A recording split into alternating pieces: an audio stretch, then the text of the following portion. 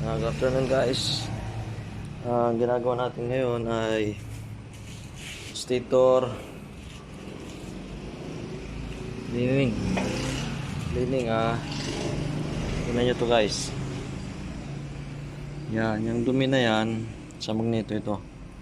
Yan, nalinis ko na. Yan yung dumi, kapal. Ngayon guys, pag hindi mo nalinis yan, pupunta dito sa stator.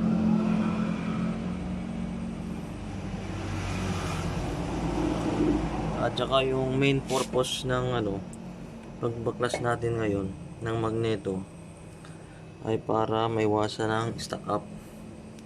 Yan. Ito guys, 7 years nang hindi nababaklas.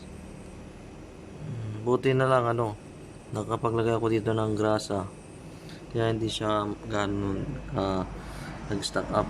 Kasi ang iniwasan natin dyan guys, pag nag-stock up, malaking problema.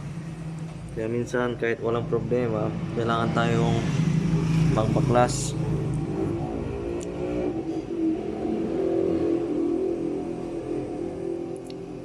Tapos dito rin guys, itong rear wheel natin, yan, delikado rin yan, nag-i-stack up din dyan.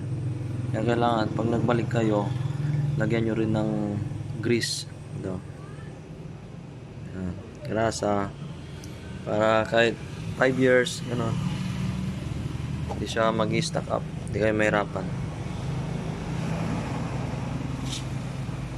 Ito yung unit natin guys, Mio Pino. Thank you for watching guys.